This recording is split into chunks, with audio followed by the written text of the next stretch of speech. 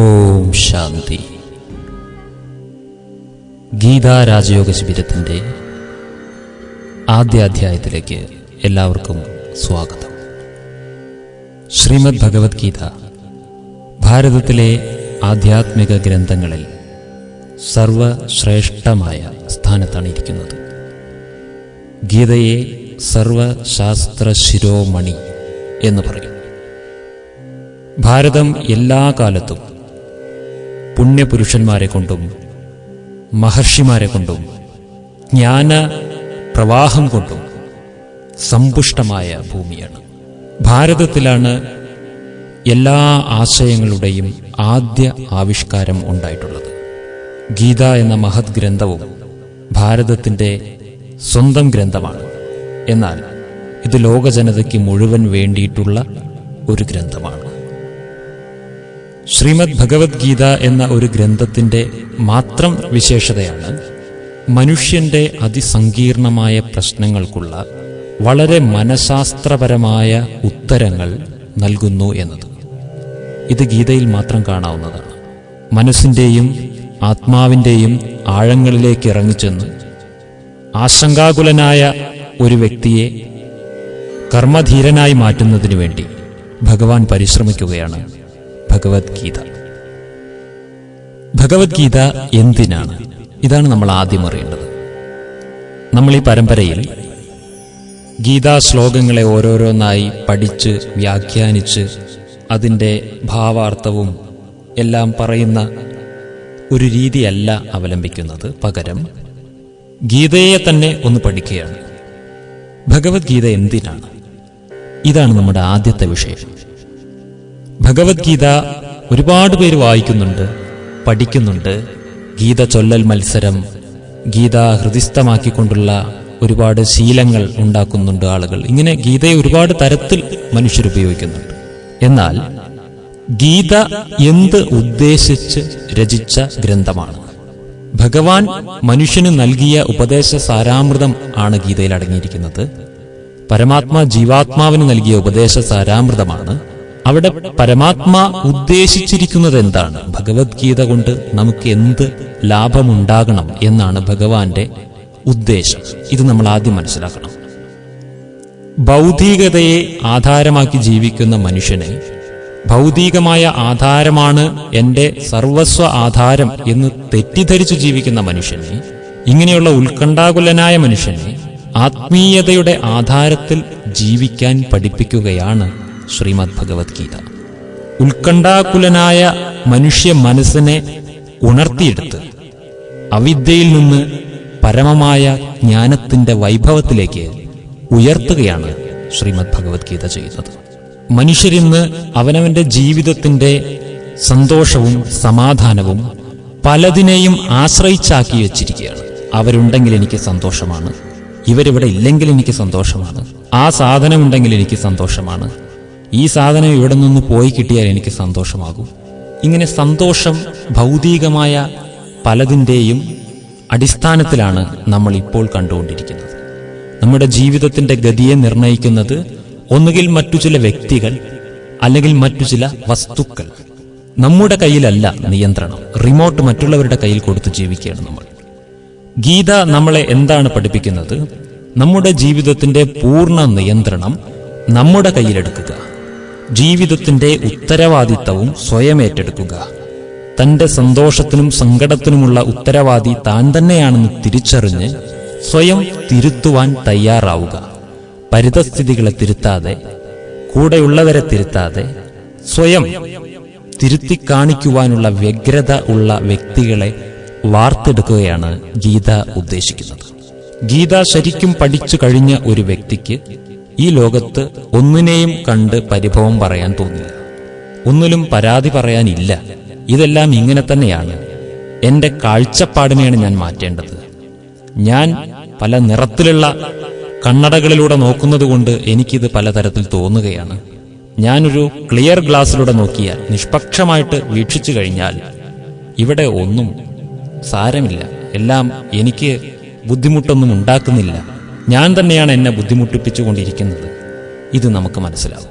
അപ്പോൾ ശ്രീമദ് ഭഗവത്ഗീത ആശങ്കാകുലമായ നമ്മുടെ മനസ്സിനെ ആത്യന്തികമായി ഒരു പരിവർത്തനത്തിലേക്ക് നയിക്കുന്ന ഒരു മഹത് ഗ്രന്ഥമാണ്. ഈ മഹത് ഗ്രന്ഥം നമ്മുടെ സർവ്വ ദുഃഖങ്ങൾക്കും പരിഹാരം തന്നെയാണ്. സർവ്വ ദുഃഖങ്ങളെയും നശിപ്പിച്ചു കളയുന്ന ഒരു സിദ്ധ ഔഷധമാണ് ഗീത. ഗീതയുടെ മാഹാത്മ്യത്തിൽ തന്നെ പറയുന്നുണ്ട്, ഗീത എന്ന് പറയുന്ന ഈ ജ്ഞാനം സ്നാനം ചെയ്യുന്നവർ, ഗീതാജ്ഞാനത്തെ സ്നാനം ചെയ്യുന്നവർ ഈ ലോകത്തിൽ നിന്ന് ബാധിക്കുന്ന അഴുക്കുകളെ കഴുകിക്കളയാൻ പ്രാപ്തരാകും.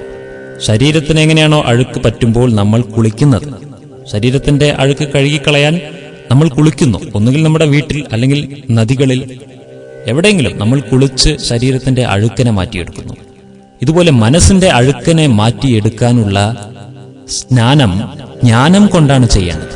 ജ്ഞാനസ്നാനത്തിലൂടെയാണ് മനോമാലിന്യങ്ങൾ, സംസാരമലങ്ങൾ എന്ന് വെച്ചാൽ ഈ ലോകത്തുനിന്ന് നമ്മുടെ മനസ്സിലേക്ക് പറ്റുന്നതായിട്ടുള്ള അഴുക്കുകൾ, ഇതെല്ലാം നശിച്ചു പോകുന്നത് ഗീതാജ്ഞാന സ്നാനത്തിലൂടെയാണ്.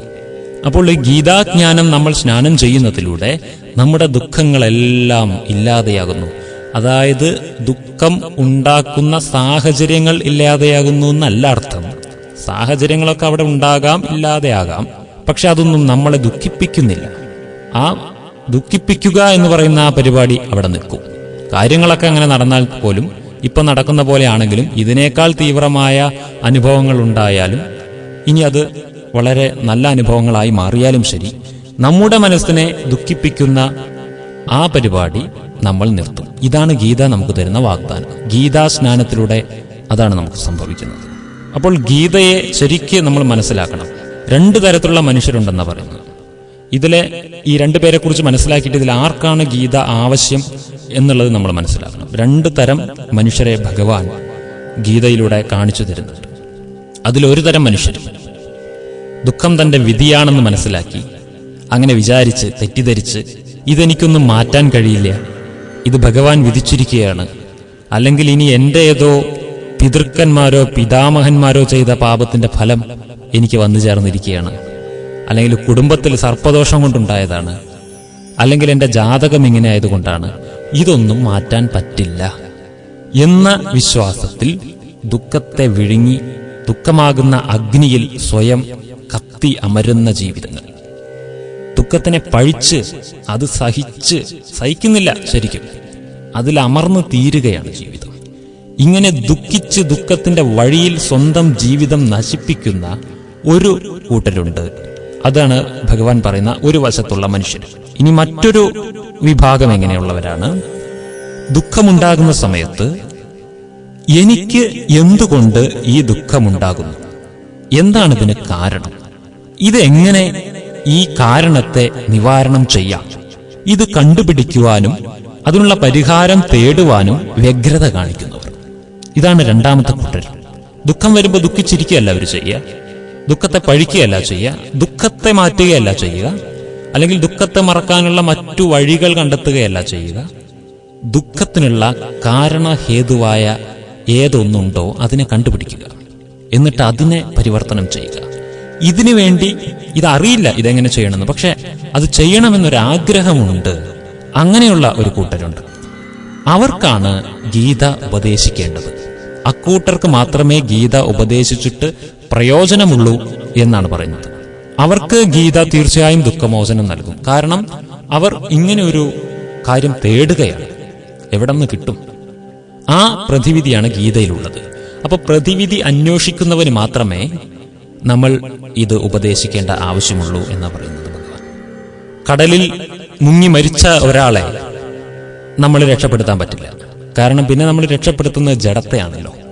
മുങ്ങിക്കൊണ്ടിരിക്കുന്ന ഒരാളെയാണ് രക്ഷപ്പെടുത്താൻ പറ്റുക. കരയിലേക്ക് വരണം, എനിക്കിതിൽ നിന്ന് മുക്തമാകണം എന്ന ആഗ്രഹത്തോടെ അതിൽ ആ തിരമാലകളെ അതിജീവിച്ചുകൊണ്ട് ശ്രമിച്ചുകൊണ്ടിരിക്കുന്ന ഒരാളെ നമുക്ക് വേണമെങ്കിൽ രക്ഷപ്പെടുത്താൻ ശ്രമിക്കാം.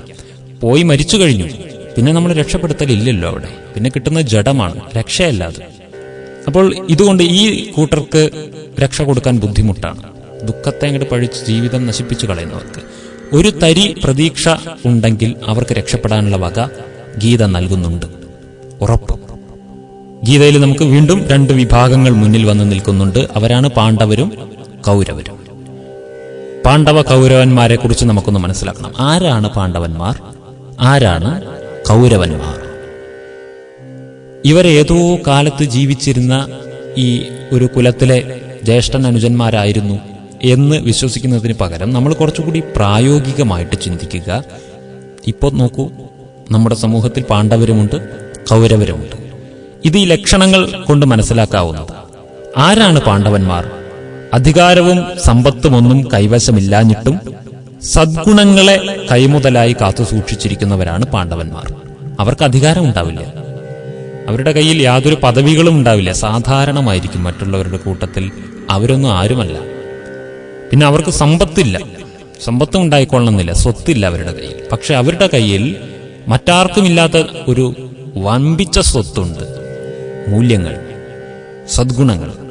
ഇത് കൈമുതലായി മുറുക്ക പിടിച്ചിരിക്കുന്നവരാണ്. സ്വത്തിനോ പദവിക്കോ വേണ്ടി ഇത് പണയം വയ്ക്കാൻ തയ്യാറല്ലാത്തവർ, ഈ സദ്ഗുണങ്ങളെ പണയം വയ്ക്കാൻ തയ്യാറല്ലാത്തവർ, അവരാണ് പാണ്ഡവന്മാർ. അവർ ഈശ്വരന്റെ പക്ഷത്തുള്ളവരാണ്, ഈശ്വരനോടൊപ്പം നിൽക്കുന്നവരായിട്ടാണ് കാണിക്കുന്നത് പാണ്ഡവന്മാർ. ഇനി മറ്റൊരു വിഭാഗമാണ് കൗരവന്മാർ. ഈ കൗരവന്മാരെന്ന് വെച്ചാൽ എന്താണെന്നറിയോ? ഇതിന്റെ നേരെ തിരിച്ചാ. അവർക്ക് എല്ലാം ഉണ്ട്, പദവിയുണ്ട്, പ്രശസ്തിയുണ്ട്, പണമുണ്ട്, സ്വത്ത് ആസ്തികളെല്ലാം ഉണ്ട്. പക്ഷേ മൂല്യങ്ങളിൽ നിന്ന് വ്യതിചലിച്ചിട്ടാണ് അവരുടെ ജീവിതം മുന്നോട്ട് പോയിക്കൊണ്ടിരിക്കുന്നത്. അവർക്ക് സദ്ഗുണങ്ങളുടെ ശേഖരണമില്ല, ഒക്കെ ദുർഗുണങ്ങളുടെ ശേഖരണമാണ് കയ്യിലുള്ളത്. അതിലൂടെയാണത് നേടിയിരിക്കുന്നത്. അങ്ങനെയുള്ളവരാണ് കൗരവന്മാർ. അതുകൊണ്ടാണ് നിങ്ങൾ കൗരവന്മാരുടെ പേര് തന്നെ കേട്ടിട്ടുണ്ടാവും. ദുര്യോധനൻ, ദുശാസനൻ, ഇങ്ങനെയുള്ള പേരുകളാണ്. ഒക്കെ ദുർ എന്ന് വെച്ചാൽ തുടങ്ങുന്നത്. അതിൽ നിന്ന് തന്നെ മനസ്സിലാക്കാവുന്നത് എന്താ? ദുഷിച്ചതാണ് എല്ലാം അവരുടെ കയ്യിലുള്ളത്. അതുകൊണ്ടാണ് ആ പേരുകളിൽ പോലും അത് കാണിച്ചിരിക്കുന്നത്. അപ്പോൾ പാണ്ഡവരാരാണ്, കൗരവരാരാണ്? ഇതിപ്പോ നമുക്ക് മനസ്സിലായല്ലോ. ഇനി മറ്റൊരു കാര്യം, ഈ പാണ്ഡവർ കുറച്ചേ ഉണ്ടാവുള്ളൂ, പാണ്ഡവര് കുറച്ചേ ഉള്ളൂ. കൗരവരായിരിക്കും കൂടുതൽ. ധർമ്മപക്ഷത്തു നിൽക്കുന്നവരും ധർമ്മിഷ്ഠരായി ജീവിക്കുന്നവരുമായവർ കുറച്ചു പേരെ ഉണ്ടാകുള്ളൂ. കൂടുതലും പേർ എപ്പോഴും അധർമ്മപക്ഷത്തായിരിക്കും. ഇനി ഇതിലെ ഏറ്റവും വലിയൊരു അത്ഭുതം നമ്മൾ മനസ്സിലാക്കേണ്ടത്, ചില സാഹചര്യങ്ങളും സമ്മർദ്ദങ്ങളും കാരണം പിതൃസ്ഥാനീയരും ഗുരുസ്ഥാനീയരും വിവേകശാലികളുമായ ഭീഷ്മർ, ദ്രോണർ തുടങ്ങിയവരെല്ലാം കൗരവപക്ഷത്തായിരുന്നു. അവർ പാണ്ഡവരുടെ കൂടെ ചേർന്നില്ല. അവർക്ക് വിവേകമില്ലാഞ്ഞിട്ടല്ല, അവരുടെ സാഹചര്യങ്ങൾ അവരെ അങ്ങനെയാക്കി മാറ്റി. ഇതുപോലെ ഈ കാലഘട്ടത്തിലാകട്ടെ, പാണ്ഡവരും കൗരവരുമുള്ള കാലഘട്ടങ്ങളിലെല്ലാം പ്രഗത്ഭരായ ജ്ഞാനികൾ എന്ന് സ്വയം വിശേഷിപ്പിക്കുന്നവർക്ക് പോലും ചില സമ്മർദ്ദങ്ങൾ കാരണത്താൽ കൗരവപക്ഷത്ത് നിൽക്കേണ്ടതായിട്ടും വരാം. ഇതും ഈ മഹാഭാരതത്തിന്റെ ചിത്രീകരണത്തിൽ നിന്ന് നമ്മൾ മനസ്സിലാക്കേണ്ടതാണ്. എന്നാൽ സർവജ്ഞനായ ഭഗവാൻ സദാ പാണ്ഡവരുടെ കൂടെയാണ്. ഭഗവാൻ എല്ലാം അറിയുന്നു, ത്രികാലജ്ഞാനിയാണ്. അതുകൊണ്ട് ഭഗവാൻ പാണ്ഡവ പക്ഷത്തെ നിൽക്കുന്നുള്ളൂ. അപ്പോൾ നമ്മൾ പാണ്ഡവനാണെങ്കിൽ നമ്മളോടൊപ്പം ആരുണ്ടായിരിക്കും? ഭഗവാൻ ഉണ്ടായിരിക്കും. കൗരവനാണ് എങ്കിൽ നമ്മളോടൊപ്പം ഭഗവാൻ ഇല്ല എന്നുള്ളതാണ്. ഇനി നമ്മൾ തീരുമാനിക്കണം നമ്മൾ ആരാന്നുള്ളത്. ഗീത നമ്മൾ നമുക്ക് വേണ്ടി പഠിക്കുക. ഗീത ഭഗവാൻ അർജുനന് ഉപദേശിച്ചു, അർജുനൻ പഠിക്കട്ടെ എന്ന് വിചാരിക്കരുത്. ഗീത ജീവാത്മാവിന് വേണ്ടി പരമാത്മാവ് ഉപദേശിച്ചതാണ്. അത് നമ്മൾ ഓരോ ജീവാത്മാക്കളും പഠിക്കേണ്ടതാണ്. മഹാഭാരത കഥയിൽ യുദ്ധത്തിനു മുൻപ് പാണ്ഡവന്മാരുടെയും കൗരവന്മാരുടെയും ഓരോ പ്രതിനിധികൾ കൃഷ്ണനെ കാണാൻ പോകുന്നതായിട്ട് ഒരു സന്ദർഭം അവിടെ കാണിക്കുന്നുണ്ട്. ഇതിലും ആ കൗരവത്വവും പാണ്ഡവത്വവും അളക്കാൻ പറ്റും നമുക്ക്. ഇത് സഹായം ചോദിക്കാൻ വേണ്ടി പോവാ, യുദ്ധത്തിലേക്കുള്ള സഹായം ചോദിക്കുവാൻ വേണ്ടി. രണ്ട് ഭാഗം ആയിട്ട് ഭഗവാൻ പറഞ്ഞു, ഒരു ഭാഗത്ത് ഞാൻ, മറുഭാഗത്ത് എന്റെ സർവ്വ സൈന്യ സന്നാഹങ്ങളും. ഇത് ചൂസ് ചെയ്തോളാൻ പറഞ്ഞു, ഇഷ്ടമുള്ളത് എടുക്കാൻ പറഞ്ഞു. ഉടനെ ദുര്യോധനൻ തിരഞ്ഞെടുത്തത് എനിക്ക് അങ്ങയുടെ അക്ഷൗഹിണിപ്പട മതി എന്ന് പറഞ്ഞു. നിരായുധനായ ഞാൻ എന്നാണ് പറഞ്ഞിരിക്കുന്നത് ഭഗവാൻ. നിരായുധനായ ഞാൻ, ആയുധമെടുക്കാത്ത ഞാൻ ഒരു വശത്തുണ്ടാവും, മറുഭാഗത്ത് എൻ്റെ എല്ലാ ആയുധങ്ങൾ സഹിതമുള്ള എൻ്റെ അക്ഷൗഹിണിപ്പടകൾ. ആ കൗരവ ബുദ്ധി എന്ത് ചെയ്തെന്ന് വെച്ചാൽ, ഈ അസ്ത്രമൊന്നും എടുക്കാത്ത ഈ ഒരാളെ കിട്ടിയിട്ട് എന്താ കാര്യം, അതിനേക്കാൾ നല്ലത് ഈ വലിയ പടയല്ലേ, അസ്ത്രങ്ങളെല്ലാം അടങ്ങിയ പട എന്ന് വിചാരിച്ച് അതിനെ തിരഞ്ഞെടുത്തു. എന്നാൽ ഇവിടെ പാണ്ഡവ ബുദ്ധി എങ്ങനെ പ്രവർത്തിച്ചു?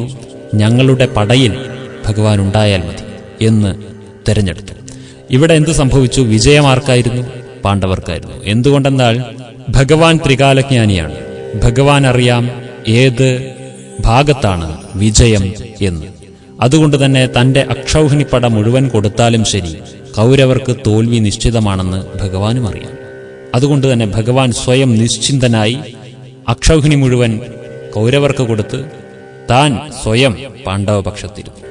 ഇവിടെയും നമ്മൾ ഈശ്വരനെ ആരാധിക്കുന്നവരിലും ഈ കൗരവത്വവും പാണ്ഡവത്വവും കാണാം. അതെങ്ങനെ കാണാം? ഈശ്വരനെ വേണ്ട, ഈശ്വരനിൽ നിന്ന് കിട്ടാവുന്നതൊക്കെ വേണം. ഈ ചിന്താഗതിക്കാരാണ് കൗരവന്മാർ. അവർക്ക് ദൈവത്തിനെ വേണ്ട, ദൈവത്തിൽ നിന്ന് എന്തെല്ലാം കിട്ടുമോ അതൊക്കെ വേണം. തന്റെ കാര്യങ്ങളൊക്കെ സാധിപ്പിക്കുവാൻ ഈശ്വരനെ ആവശ്യമാണ്. അത് കഴിഞ്ഞാൽ പിന്നെ ആളെ ആവശ്യമില്ല. ഈ രീതിയിൽ ഈശ്വര ആരാധന കൊണ്ടു നടക്കുന്നവരാണ് കൗരവത്വമുള്ള ഭക്തന്മാർ. പാണ്ഡവത്വം എന്ന് പറഞ്ഞാൽ എന്താണെന്നറിയോ? ഭഗവാനെ, എനിക്കൊന്നും വേണ്ട, എനിക്ക് അങ്ങയുടെ സാന്നിധ്യം അനുഭവിച്ചാൽ മതി, എനിക്ക് അങ്ങയെ മതി. ഈ ചിന്താഗതിക്കാരാണ് പാണ്ഡവന്മാർ. അപ്പോൾ ഇനി നമ്മൾ വീണ്ടും വിലയിരുത്തൂ, ഞാൻ പാണ്ഡവനാണോ കൗരവനാണോ? എനിക്ക് കൗരവത്വമാണോ കൂടുതൽ, പാണ്ഡവത്വമാണോ കൂടുതൽ? ചിലപ്പോൾ ഇത് കുറച്ചൊക്കെ മിക്സ് ആയിട്ടുണ്ടാവും കേട്ടോ. കുറച്ച് കൗരവത്വവും കുറച്ച് പാണ്ഡവത്വവും ഒക്കെ ഉള്ളവരും ഉണ്ടായിരിക്കാം. പക്ഷെ ഇതിൽ ഏത് ഗണത്തിലേക്ക് എനിക്ക് എന്നെ ചേർത്താൻ പറ്റും എന്നുള്ള ഒരു വിലയിരുത്തൽ ഗീത പഠിക്കുന്ന നമ്മൾ ഓരോരുത്തരും ചെയ്യേണ്ടിയിരിക്കുന്നു. അതെന്തുകൊണ്ടാണ് പറയുന്നതെന്ന് വെച്ചാൽ ഇവിടെ മറ്റൊരു വിഷയം കിടക്കുന്നുണ്ട്. സാധാരണ നമ്മൾ മനുഷ്യർ ഉപദേശിക്കുന്നത് നന്നല്ലാത്തവരെയാണ്. നല്ലവരെ ആരും പിടിച്ച് ഉപദേശിക്കില്ലല്ലോ, അവരെ ഉപദേശിക്കേണ്ട ആവശ്യമില്ല. നന്നല്ലാത്തവരെയാണ് നമ്മളൊക്കെ ഉപദേശിക്കുക. ഈ ഉപദേശിക്കുക എന്ന് പറയുന്നത് തന്നെ പലരുടെയും ഒരു സംസ്കാരമാണ്. ഒരു ഉപദേശിക്കാൻ കിട്ടുന്ന ചാൻസ് ആരും ഉപേക്ഷിക്കലില്ല.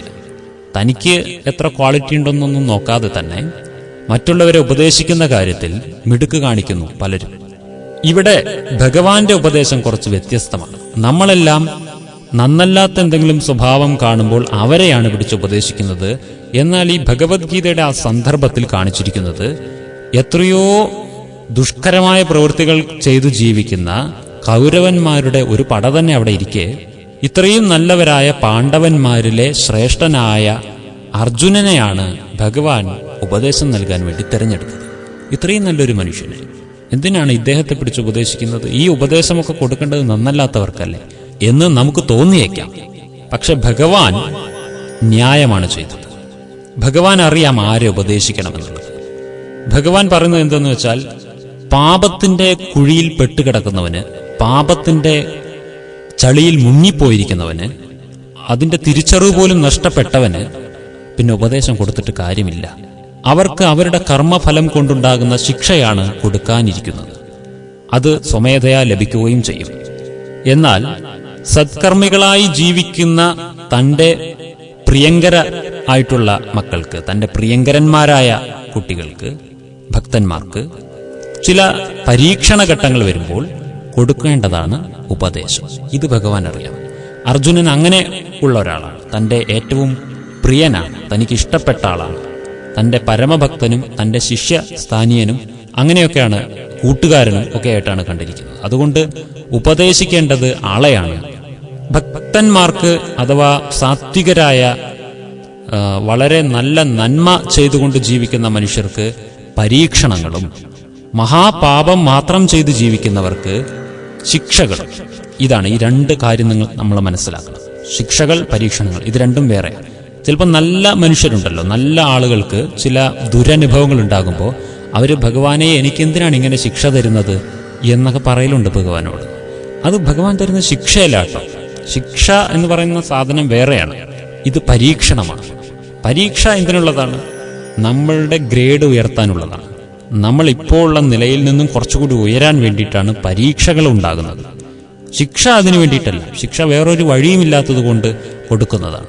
അപ്പൊ ഇവിടെ ഭഗവാൻ നല്ലവർക്ക് നൽകുന്നത് പരീക്ഷകളും ഉപദേശങ്ങളുമാണ്. അപ്പോൾ ഗീതയിൽ അർജുനനെ ഉപദേശിക്കാൻ തിരഞ്ഞെടുത്തത് എന്തുകൊണ്ടും യോജിച്ചത് തന്നെയാണ്. ഇനി ഇവിടെ നമ്മൾ ഓരോരുത്തരും അർജുനന്മാരാകണം. അർജുനൻ എന്നാൽ വിദ്യ ആർജിക്കുവാനുള്ള യോഗ്യതയുള്ളവൻ ആരോ അവനാണ് അർജുനൻ. അപ്പോൾ നമ്മൾ ഓരോരുത്തരും അർജുനനായി മാറിയിട്ട് വേണം ഭഗവാന് മുന്നിൽ ഈ ജ്ഞാനം സ്വീകരിക്കുവാൻ വേണ്ടി തയ്യാറായിരിക്കേണ്ടത്. അപ്പൊ ഇന്ന് നമ്മൾ ഈ ഭഗവത്ഗീതയുടെ പ്രാഥമിക ഘട്ടത്തിലേക്ക് കടന്നിരിക്കുകയാണ്. ഗീത എന്ന് പറയുന്ന ഈ മഹാശാസ്ത്രത്തെ നമ്മൾ ഇന്നു മുതൽ അതിൽ നിന്ന് യോഗം പഠിക്കുകയാണ് നമ്മൾ. ഗീത ഒരു യുദ്ധശാസ്ത്രമല്ല. പൊതുവെ ഗീതയെക്കുറിച്ച് എല്ലാവരും വിചാരിച്ചിരിക്കുന്നത് ഒരു യുദ്ധക്കളത്തിൽ മറ്റുള്ളവരെ കൊല്ലാൻ കൈവറച്ച ഒരാൾക്ക്, മറ്റുള്ളവരെ കൊല്ലുന്നത് ശരിയല്ല എന്ന് തോന്നിയ ഒരാൾക്ക് നീ കൊല്ലണം, കൊല്ലുന്നതാണ് ശരി, അതാണ് ന്യായം എന്ന് പഠിപ്പിച്ചു കൊടുക്കുന്ന ഒരു ശാസ്ത്രമാണ് ഗീത എന്ന് പലരും തെറ്റിദ്ധരിച്ചിട്ടുണ്ട്. എന്നാൽ ഗീതയിലൂടെ ഭഗവാൻ ആരെയും കൊല്ലാൻ ഉപദേശിക്കുകയല്ല ചെയ്തത്. ഭഗവാൻ അങ്ങനെ ഉപദേശിക്കുമോ? ഇത് ചിന്തിച്ചു നോക്കൂ. ഭഗവാന് കൊല്ലാനുള്ള പ്രേരണയാണ് നൽകുന്നതെങ്കിൽ അതങ്ങോട്ട് സ്വയം ചെയ്താൽ പോരെ, ഒരാളെ കൊണ്ട് ചെയ്യിക്കണമോ? ഈശ്വരൻ കൊല്ലാൻ പഠിപ്പിച്ച ഒരു ശാസ്ത്രമല്ല ഗീത.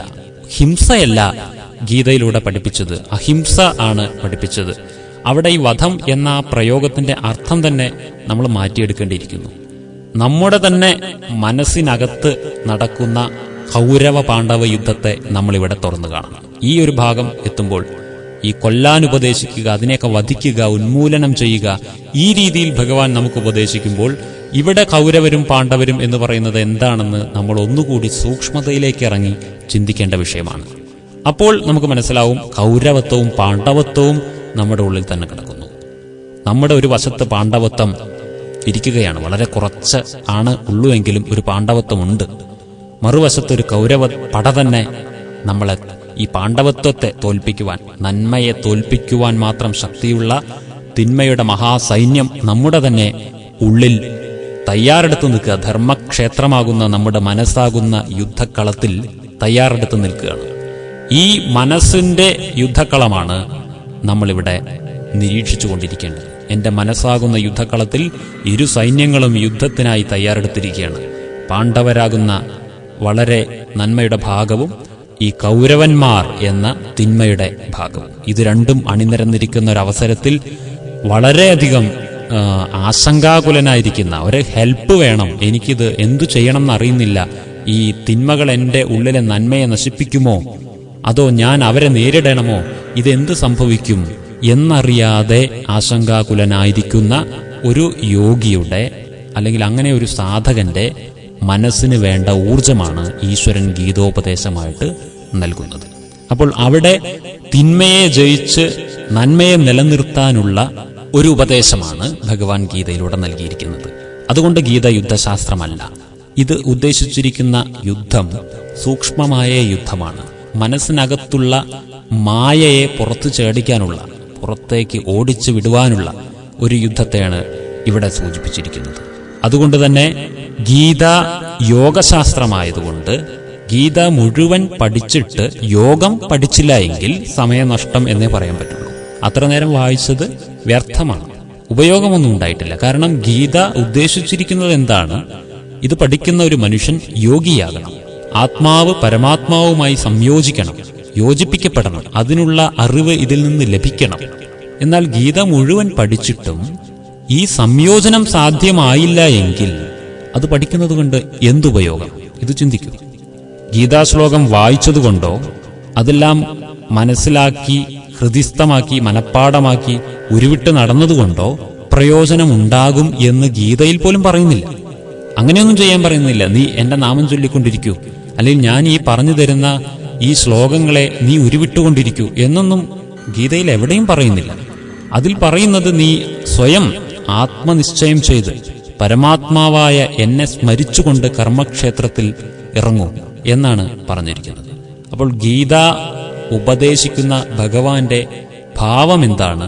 കർമ്മധീരന്മാരാക്കി മാറ്റി ഈ തിന്മകൾക്ക് മേലെ, തൻ്റെ തന്നെ ഉള്ളിലെ തിന്മകൾക്ക് മേലെ വിജയം നേടാനുള്ള നന്മയുടെ മൂർത്തികളാക്കി മാറ്റി, തിന്മയെ കണ്ട് തളരാത്ത മനസ്സുള്ളവരാക്കി മാറ്റി, ഈ തിന്മയ്ക്കു നേരെ സദാ ജ്ഞാനത്തിന്റെ ബാണങ്ങൾ തൊടുത്തുവിട്ട് ജ്ഞാനം കൊണ്ട് അവയെ തോൽപ്പിക്കുന്ന ഒരു വ്യക്തിത്വത്തെ വാർത്തെടുക്കുക എന്നതാണ് ഗീതയിലൂടെ ഭഗവാൻ ഉദ്ദേശിക്കുന്നത്. ആ ഉദ്ദേശം മനസ്സിൽ വെച്ചിട്ട് വേണം നമ്മുടെ ഈ ഗീതാശ്രവണം ആരംഭിക്കുവാൻ. ഓരോ ദിവസങ്ങളിലൂടെ നമ്മൾ ആത്മജ്ഞാനവും പരമാത്മജ്ഞാനവും ഇങ്ങനെയുള്ള അനവധി രഹസ്യങ്ങൾ, കർമ്മ പുനർജന്മ നിയമങ്ങൾ, ഇങ്ങനെയുള്ള അനവധി കാര്യങ്ങൾ നമ്മൾ ഇതിലൂടെ പഠിക്കുകയാണ്. ഓരോ സമയത്തും താനാണ് അർജുനൻ, ഞാൻ തന്നെയാണ് അർജുനൻ, ഞാനാകുന്നു, ഈശ്വരൻ എനിക്ക് വേണ്ടി ഉപദേശിക്കുകയാണ്. ഈ ഒരു ബോധത്തോടുകൂടി ഗീതയെ ശ്രവിക്കാൻ ശ്രമിക്കുക. തീർച്ചയായും നിങ്ങൾ ഭഗവാൻ ഉദ്ദേശിക്കുന്ന തരത്തിൽ ഒരു യോഗ്യ അർജുനൻ ആയി മാറും എന്നതിൽ സംശയിക്കേണ്ട. ഓം ശാന്തി. ആത്മജ്ഞാനബോധം കൺകളിൽ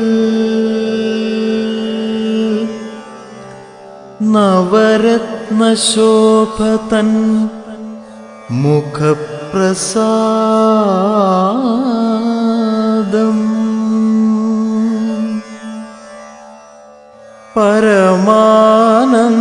പരമാനന്ദഭാവം നയനയുക്തം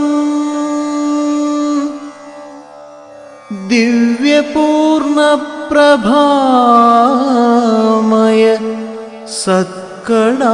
സത്കടാക്ഷം അഷ്ടാധിപത്യ പ്രസരണപ്രകാശം നിത്യചൈതന്യ നിരാകാരസ്വരൂപം